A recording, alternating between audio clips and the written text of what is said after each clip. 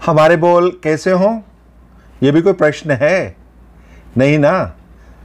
उत्तर तो है ना उसका कि हमारे बोल सदा मीठे मधुर हों, ताकि दूसरे सुनने वाले के कान में मधुरता घुल जाए, वो हमारी बात सुनना चाहे, उसके कान और हमारी ज़ुबान आपस में एक तालमेल सा बैठ जाए, ताकि जो बात हम कहें वो उसको उसी तरह से स्वीकार करे और हमारी वाणी मीठी व मधुर हो, और जो शब्द हम प्रयोग करें, जो वाक्य हम उनको कहें, वे सुखद हों, ना कि दुखदायी।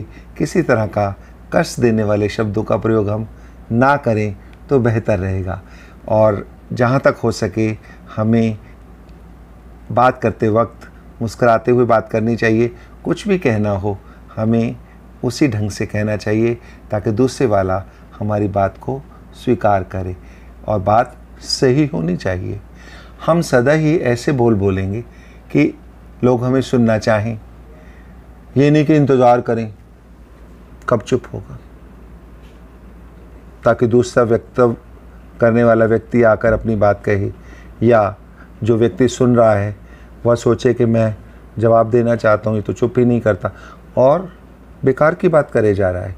तो ऐसी स्थिति हम ना लाएं, हम बात सारपूर्वक कहें, इस तरह से कहें दूसरे वाले को समझ आ जाए, दूसरे का समय भी व्यर्थ ना हो, और हम अपनी बात भी पूरी कह दें, और आपस में हमारे संबंध भी अच्छे बने रहें, ना कि उनमें खटास आ जाए कि व्यक्ति तो बोलता बहुत है, तो चिपकू राम है।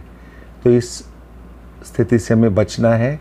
हमें बात को सारपूर्वक कहना चाहिए, दूसरे को समझ आ जाए इस तरीके से कहना चाहिए, ऐसे शब्दों का प्रयोग करना चाहिए जो वह समझता हो, ना कि इस तरह की भाषा का प्रयोग करें कि उसे समझ ही नहीं आ रही है, तो हमारा आपस में तारतम्य जो है बैठ नहीं पाएगा। तो एक तरफ शब्दों का चुनाव, एक तरफ कहने का तरीका दोनों ही बहुत महत्वपूर्ण है। शब्दों में जीवन को बदल देने की शक्ति होती है। आपके व्यक्तित्व पर शब्दों का बहुत प्रभाव है। आप किस तरह के शब्द दूसरे लोगों से बात करते वक्त प्रयोग करते हैं, यह आपके व्यक्तित्व को दर्शाता है। कई लोग आप देखते हैं कि किस तरह के शब्द बिना ये दिमाग में लाए कि वो बोल रहे हैं, उनकी ज़बान पर ऐसे चढ़ जाते हैं कि वो उसको कंट्रोल नहीं कर पाते। इंग्लिश में कहें तो एब्यूसिव वर्ड्स, गाली वाले शब्द उनकी बातचीत का एक हिस्सा बन जाते हैं, उन्हें पता भी नहीं लगता, लेकिन दूसरा व्यक्ति उसके व्यक्तित्व को उस तरह से ही आंकता है जैसे कि वो उसका बात करने का तरीका होता है। तो हम ध्यान रखें कि हम अपनी भाषा उत्तम रखें, उसमें किसी पर इस तरह का शब्द ना प्रयोग करें कि दूसरे को कोई गलतफहमी पैदा हो, या वो उसको लेके सोचे कि शायद मुझे अब्यूज़ कर दिया गया है, जबकि बोलने वाला जो है वो आप भी मैंने बताया आपको कि किस तरह से अनजाने में ही ऐसे शब्दों का प्रयोग करता चला जाता है। तो हमें उसको अवॉइड करना है। और दूसरी तरफ मीठे शब्दों से तो हमने देखा कि लोग आकर्षित होते हैं, आपका व्यक्तित्व आकर्षित बनता है, लेकिन कड़वे शब्द आपको लोगों से दूर ले जाते हैं। वो आपस में आपका व्यक्तित्व इस तरह से डिस्कस करते हैं कि वो तो है ही ऐसा, उसको तो बात करने का तरीका नहीं है। तो हम ध्यान रखें। और कुछ लोगों को हम देखते हैं कि शारीरिक रूप से जब वे हमारे सामने होते हैं, पहली बार खासकर जब हम उन्हें देखते हैं, तो उनका व्यक्तित्व बहुत ही आकर्षित करने वाला होता है, लेकिन जब उनसे बातचीत की जाती है तो पता लगता है कि बस ये देखने का ही व्यक्तित्व है, लेकिन अंदरूनी जो उसके बातचीत करने का तरीका है, उसका जो लहजा है, उसका कोई स्तर ही नहीं है, उसमें कुछ बेस ही नहीं है। तो सारा व्यक्तित्व जो दिखाई देने वाला है वो धरा का धरा रह जाता है।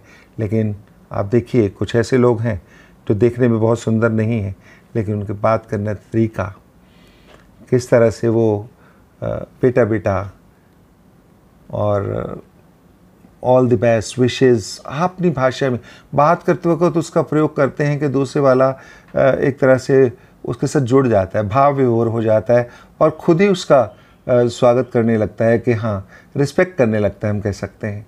तो इसलिए आप भाषा ऐसे प्रयोग करें कि लोग आपका स्वागत करें जहाँ भी जाएं, और जितना बोलें वो उसको सुनने को तैयार हों, ना कि ये कि आपके चुप होने का इंतज़ार करें कि ये चुप हो तो कोई और बोले।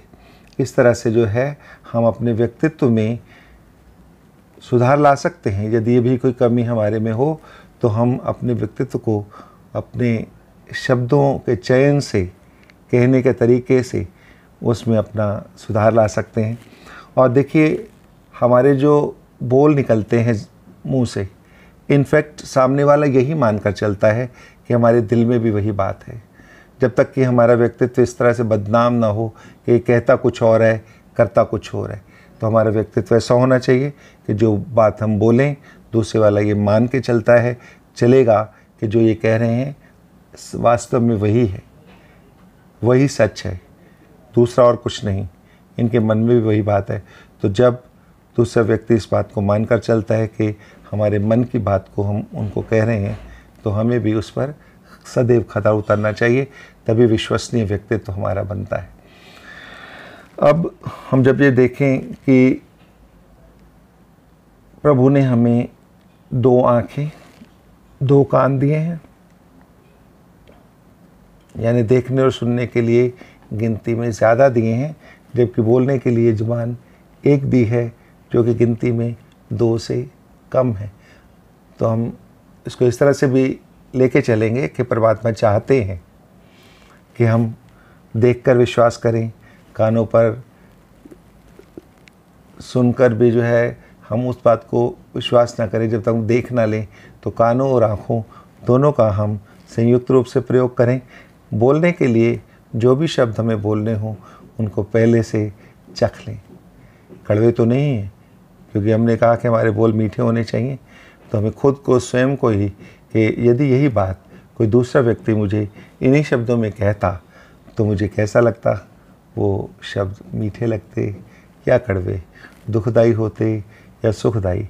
उसी तरह से हमें अपने शब्दों को तोल मोल के बोल आपने सुना ही है, तो उस तरह से बोलने से पहले हमें खुद उन शब्दों को सुन लेना चाहिए कि क्या वो सुनने में ठीक लग रहे हैं, तभी हमें वो शब्द दूसरों को कहने चाहिए। यानी कि हमें पूरी कोशिश करनी चाहिए कि हमारी ज़ुबान बेलगाम ना हो जाए और हमारा कंट्रोल उसके ऊपर पूरी तरह से हो, जैसा हम चाहें। हाँ, यदि कभी कुछ गलती हो जाए तो माफ़ी मांग लेनी चाहिए। कहते भी हैं, कहा सुना माफ़ करना, ठीक है ना। तो यही बात कहते हुए आपको धन्यवाद देते हैं। समय है सब्सक्रिप्शन के लिए आपको याद दिलाने का। तो यदि आपने सब्सक्रिप्शन कर दिया है, बेल दबा दिया है, तो आपका धन्यवाद। और अगर भी नहीं किया है तो भी धन्यवाद एडवांस में, ताकि आप सब्सक्रिप्शन का बटन प्रेस करें, बेल दबा दें, ताकि आपको आने वाली वीडियोस की सूचना पहले से ही मिल जाए। तो फिर मिलेंगे इसी चैनल पर, कहते सुनते अच्छी अच्छी बातें, मीठी प्यारी बातें मधुर वाणी में। चैनल का नाम है दिल से सुने जा। तो दिल से सुनने के लिए, कहने के लिए फिर मिलेंगे। धन्यवाद, नमस्कार। दिल से सुने जा। Thank you.